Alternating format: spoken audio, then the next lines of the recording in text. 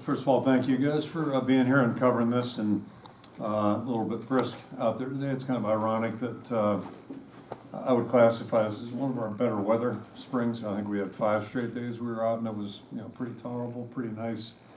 So not today, not that way so much, and I appreciate the fans that came to be out there too. And I see 2 of your associates out there right now in the field that were wearing sport coats. I think they stayed that way the whole practice, so they'd deserve a medal, or maybe they need to get their brains checked. But anyway, it's a little chilly out there. So, spring football is a really important phase for our team. I think everything we do has purpose, certainly, and spring ball is an important phase. It's a enjoyable phase from the coaching standpoint, just to see guys, get a little bit measurement in terms of what kind of improvement they've had and what kind of growth they're showing. We finished up the season last year. You come back in January in a big training period, so it's fun to be able to get on the field and just see how guys are growing, how they're improving, and it's always kind of fun and really gives us a chance to evaluate not only how their football skills are going, what their attitude is, and their work ethic, those types of things, ability to concentrate. And one thing I've always enjoyed about spring practice, it's pure football. We're not game planning. We're not in a rush to get to Saturday. So that part's really nice. It's really deliberate. You're teaching football, and then there's a lot of good meeting time in between workouts, more so than even in August. So it's probably the purest opportunity to get guys to learn. It's just fun to see how they respond, how they improve, and we're hardly a finished product right now, but I think we have improved. And I think the last couple of weeks we're seeing things. Sometimes it's just little things on film, but things that maybe give you some indication that the player's catching on from something maybe they weren't doing well 2 weeks before that, or even 1 week before that. So, seen plenty of those things, and again, it's more probably about the individual growth of a guy, not so much a cohesive thing. You always have a fair amount of guys that aren't practicing in the spring because of injuries. Surgeries they may have had in January, that type of thing. It just seems to be par for the course. So, you got that going on, but even the guys that weren't practicing, there's still an opportunity to get better and improve. And, I always go back to the Brian Balaga, illustration, if you would, his first year. And we didn't play him in our first game. We were up in Soldier Field. Then we were going to start him the next year. He had a shoulder. Next week, we had a shoulder injury. Missed 3 or 4 weeks, and then I remember distinctly he came back. It was on a Tuesday, and he made a blitz pickup. Really impressive for a kid who's a true freshman and wasn't practicing, but it just told me that he's really paying attention. So I always use that illustration to our players. They can be getting better, and they can be improving if they are paying attention and taking the coaching that other guys are getting. So, those are the things that are going on right now. We are a new team. There's no question about that, and got a lot of work to do, a lot of leadership, big leadership void to fill, and then obviously lost some really good players in that. We're going to see that this week with the draft coming up. Certainly wish all the guys the best. Riley Moss was just out there talking to him about it. So, that's a reminder too of the leadership that we've graduated, the quality of players that we're graduating, and that's the thing we're trying to work on right now, and just the chemistry. But those are the things. Spring ball is a big part of that. It's been fun to watch the newcomers, the 11 guys that joined us. 2 guys out of high school, and then everybody else, obviously a little bit older. So interesting to see how they filled in. Some of the new guys coming up that are going to be filling the voids. See how they progress, and the areas where we were young last year. So some of the guys, I think about a guy like Logan Jones or Nick DeYoung, who's they're relatively young as players, the kind of improvement and confidence that they've got now compared to maybe a year ago. So that's, a lot of moving parts, but, it's been good. One real positive I can give you, I thought of that about this morning. Last year at this time, I don't know if we've seen a worse place kicking exhibition over the course of the spring, and now this spring it's just been the flip. Both those guys have done a great job. Drew really played well for us, and Aaron's had a really good spring too. So all of a sudden a year ago, had 2 guys, weren't sure if we had anybody, and now we got 2 guys that are really performing nicely. So good to see that. And so I'll field questions about the team just real briefly. Next 2 weeks, our guys finish up the classwork, and then finals come after that. So that's a big point of emphasis for us. They'll be training, but it won't be real intensive. And the big thing is they want them to finish up academically then they get a good break and they'll come back in June. So, you know, we'll get that next phase started when they get back here early June. Last couple of things, just touch on real quickly. Very, you know, sorry to learn about Don Lund's passing. Our thoughts to the family, certainly. Kensington, here we are. Best of luck to you and congratulations on that. It's an exciting move, certainly. And last but not least, just want to recognize Steve. I think you guys are all aware he's heading down the home stretch here. So just wanted to say how appreciative I am. 33 years that he's been at the university. He's done a really first-class job. It's been great to work with him the last 25 years, and wish you all the best, Steve. Congratulations on that. It's always good to get out alive, so good deal. So congratulations. And I'll throw it out for questions. Kirk, when you look at the offensive line, how much were you able to get work? Was it a bit more individually based work this spring, or do you feel like there was a cohesion, and was it as much as you wanted just because of all the guys out? Yeah, it's probably a mix. You think about a guy like Mason, who's probably our most experienced guy, being out. You know, Connor was back briefly and then had another mishap, but he'll be back, and that's good news. Mike Mazunski was out, you know, so we had several guys. And Dejon Parker, unfortunately, had one practice and then had an injury to deal with, and he'll be back in June, so that's the good news there. But so it's kind of a mix of probably 4 or 5 guys that would be potentially in the 2 deep that weren't able to work. But the guys who were out there, I thought, really did a good job, and I thought they made strides. It was probably our biggest concern going into spring ball. I think our first practice, we had 8 healthy linemen at that time. Then we're down to 7 after day 1. And we've been able to gain some ground coming back, but I think we're seeing good incremental progress. And 2 guys to cherry pick right now are Bo Stevens and Jennings Dunker, just guys that have, you know, we think are good prospects, but they've missed so much time. So fortunately, you know, I think Bo was out there every day, and when Jennings got back, he was able to sustain it, whatever his last 3 weeks now. And you just see the guys growing, but that's what they need. They need to be on the field practicing and learning how to play. And Nick played a lot last year, but now he's finally getting confidence. He was healthy in the out of season. I thought he practiced really consistently for 15 days and showed good growth. So, you know, we haven't seen the whole group together yet, but I'm certainly encouraged with what I've seen. And there's still potential for a lot of growth up there too, but I think we're closer to being where we'd like to be. We're not there yet, but we're closer to it. Seems like despite, you know, not doing 11-on-11 kids firmly at the top of the quarterback room, Yeah. just seems to bring a presence, I guess. Is that how you see it, and how did you evaluate him this spring? Yeah, I'll go back to December, you know, when the whole thing got started. You know, quarterback's interesting anyway. I mean, we've had 3 guys I can think of real quickly that have left here that were very successful at the schools they went to. There's only one that gets to play, and so however it shook out where he was at, you know, he became available. And you know, I think personally we were all excited just because we had firsthand experience, you know, playing against him. When you're on the field with players, it's kind of like NFL prospects. Sometimes you just, you know, you get a really strong feeling about a guy. We had great respect for Cade and the way he played going into the game. We played him in December, and certainly had even more after that. So now you get to work with him, you get to have him in your building, you get to be around him firsthand, and on a personal level. To me, he has a lot of the characteristics and qualities you're looking for in a quarterback. You can see why he was successful where he was before.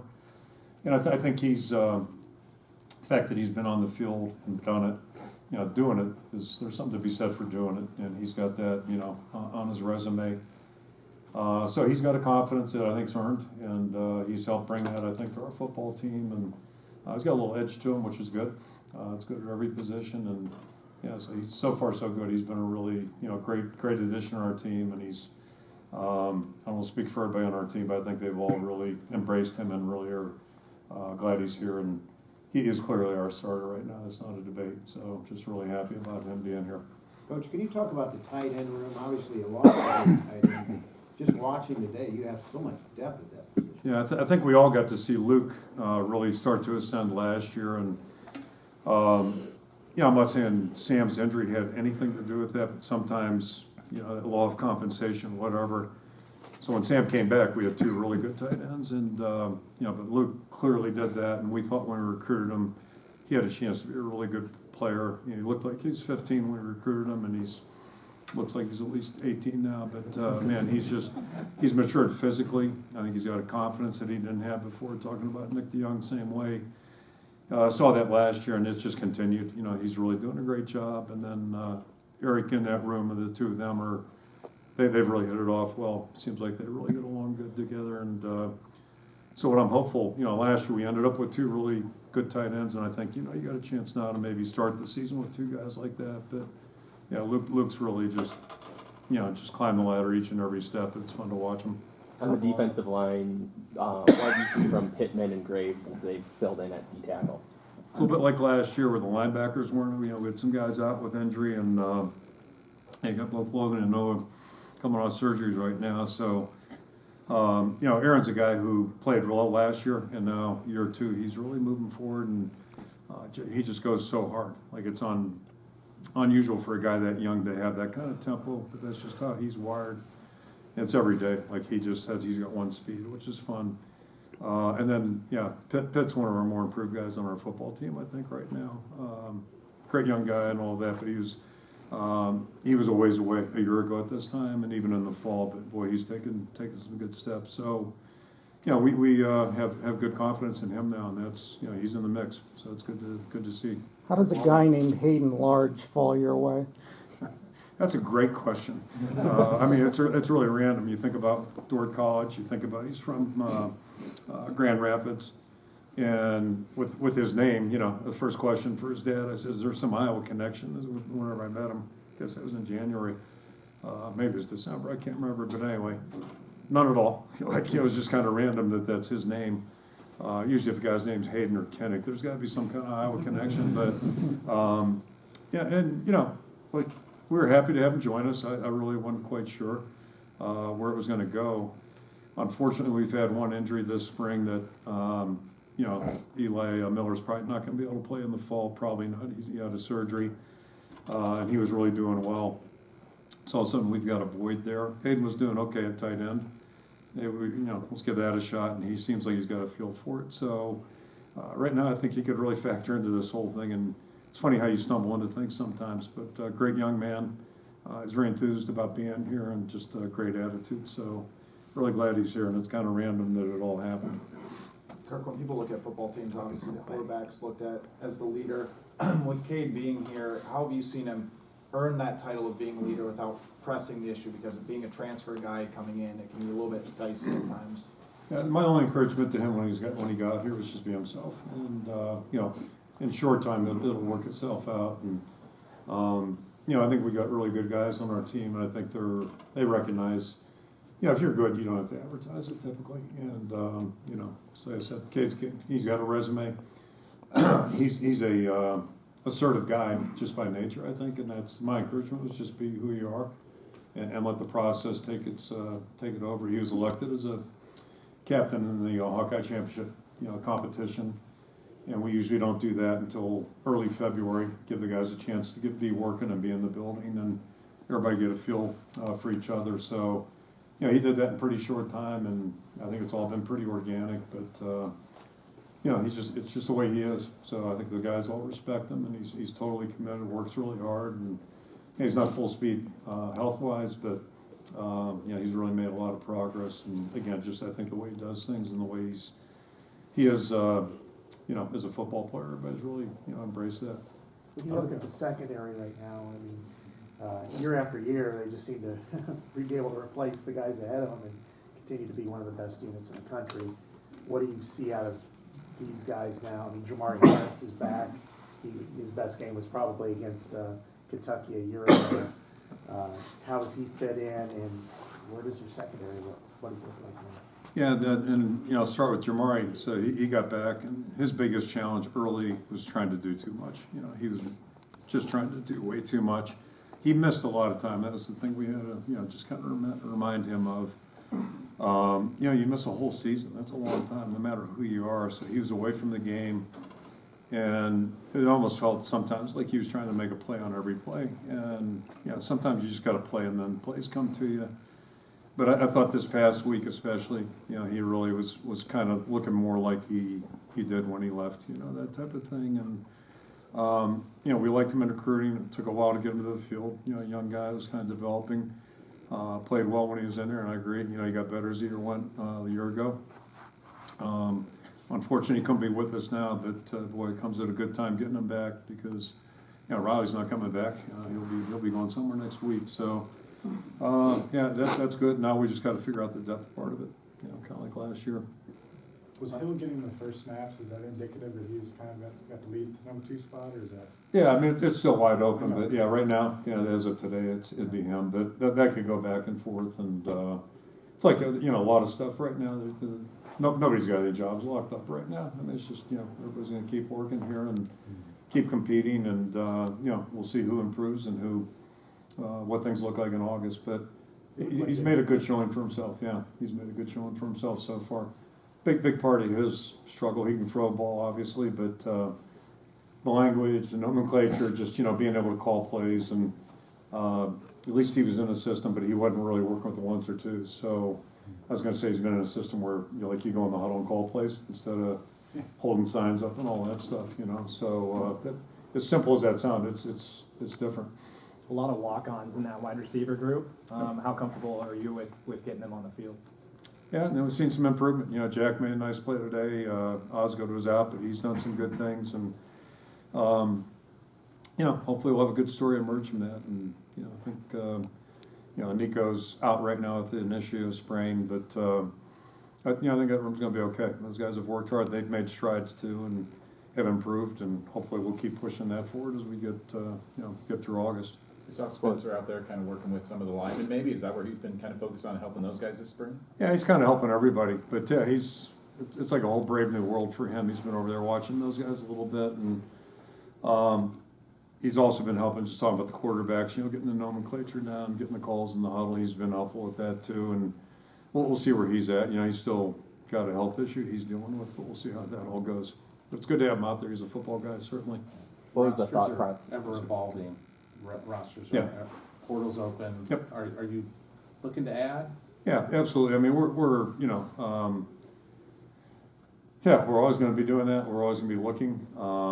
It's interesting. I had a really impressive conversation with a young guy last night, actually, and so yeah, we're always going to be looking to help our football team. I don't think we have a lot of areas right now we're focused on to you know, where we would be interested. I'll put it that way. And you know, the biggest takeaway I'd give you is, you know, the world does change. It continues to evolve, so we're definitely more interested in it now than we would have been, say, you know, a couple of years ago, whenever it became the portal. But I think there's some benefit, there's some opportunity there. My biggest takeaway still is that I think that what you really have to do is try to be cautious about the players that you do bring. If you can get guys to help you, and I think a lot of the guys that have entered our room are going to help us, or our team are going to help us.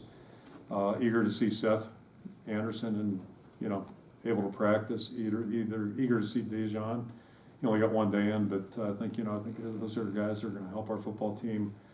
The thing I can say about both those guys already is like they've been really good additions to our team. Just the kind of people they are and the way they go about their business, and so yeah, we're going to keep looking, but we'll be protective of making sure we bring guys that aren't going to set us back, you know, just take away from the group and that type of thing. And that's, so you want to get a good player too, but you want somebody that's going to add to your team. And I think, you know, 11 guys that joined us, that's one thing I can say about all 11, whether 2 high school guys or everybody in between, you know, they've been good additions to our team, and they, you know, they're good, just good guys that are going to add to it. Kirk Ferentz talked about his concern with the portal is that it's become too much pay for play. Yeah. And whatever, and there's just too much meddling going on behind. Do you share those same concerns? Oh yeah, I mean it's a mess. The NIL, it's just it's a mess. It's good in concept. I mean, it's great in concept. When you think about, you know, someone like Caitlin Clark, like that's kind of the original intent in this whole thing, I think. But there's some good things about it. But I just my biggest fear on this, there's no structure at all that I'm aware of. At least maybe you guys know more than I do. There's no structure. There's no cap on how much money can be spent. Things like that. Again, just equate it to the NFL world, where there's a salary cap. There's clear rules of demarcation when a player can, you know, go into a portal or go into free agency. All those things are spelled out. All 32 teams operate by the same rules. there's enforcement that's consistent. You know, that's what you would call like a normal world to operate in, and, you know, then if you do a good job, you got a chance to benefit from it, and if you don't, this is a little bit, there's just the fact that we don't have any structure is just, I mean, good luck making that make sense. But, you know, it's the world we're living in right now, so we're gonna do the best to operate in the world that, you know, fits with what we think is best for our program. And so far, so good, and, you know, there's a lot of guys that have joined the team that don't have any NIL, you know, tags with it. They're just coming for opportunity, and, you know, that's okay too. What was the thought process with the position move for Kyson from tight end to offensive line? You know, he's just a prospect. I don't mean that in a derogatory sense, but he's a really young guy. If you met him, yeah, you might want to check to see if he has a driver's license. But he's really young, kind of a young football player too. And look at his size. I mean, so we just, you know, think that's probably going to be his best long term. And the other factor is we had 8 linemen at one point or 7 linemen at one point, so that helped out too. But I think, you know, long term, if he's going to play, that's his best shot. Look Just at 1 or the- 2 more, guys. I Look didn't at the- see Justice Sullivan out there. I haven't seen really all his career. He had some COVID issues. Is he still on the team, or is he in medical now? Yeah, they just approved his medical, but unfortunately, yeah, he's a COVID, you know, victim of the COVID thing. So I think they called it, I don't even know, there's a name for it. Long COVID. Long COVID, yeah. So, and as I understand, a couple of athletes have had that on our campus, but, you know, it's just one of those rare things. Great young guy, and it's unfortunate. He's a great story. Great young guy. Following up on Tom's, go ahead. Are there any other medicals or anybody leaving? Not that jumps out at me right now. Yep. And I mentioned Eli. You know, Eli's probably not going to be here in the fall. He'll be with us, but not able to play.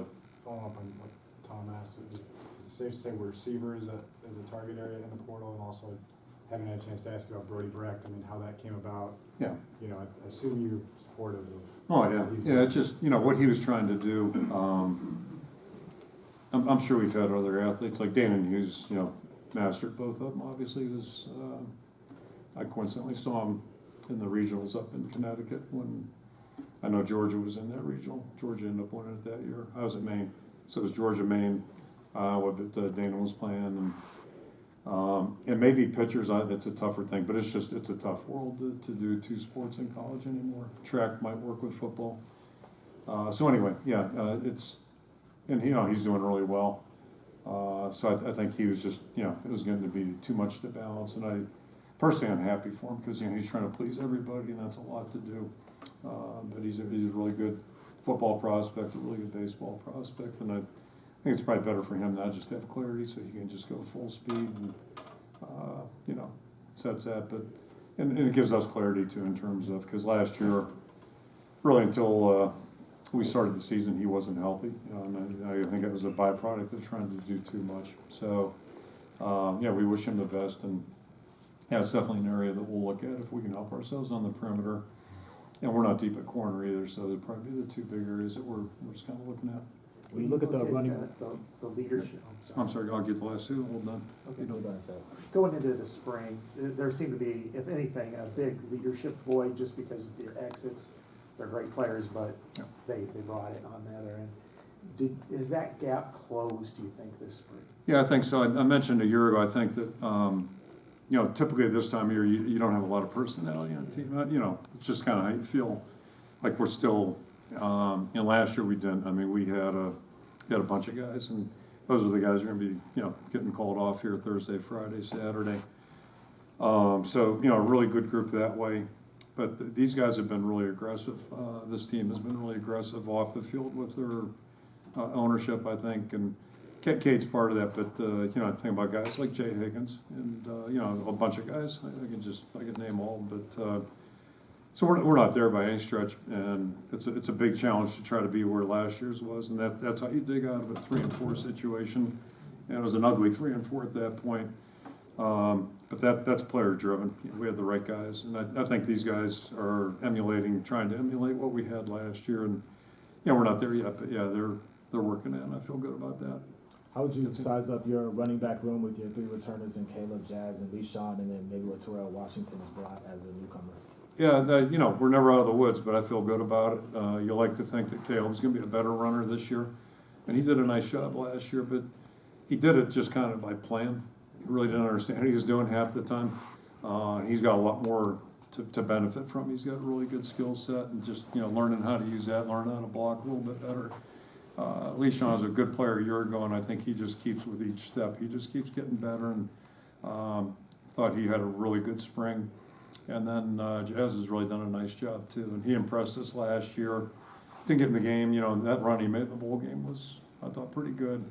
And we're seeing more of that too, so he's taking steps. And then Terrell's been a good addition too, and that's it's been good to watch him work out there. And so I think it's a healthy room right now, and hopefully there's room to keep getting better. They're all I think pretty young players. So it's exciting actually.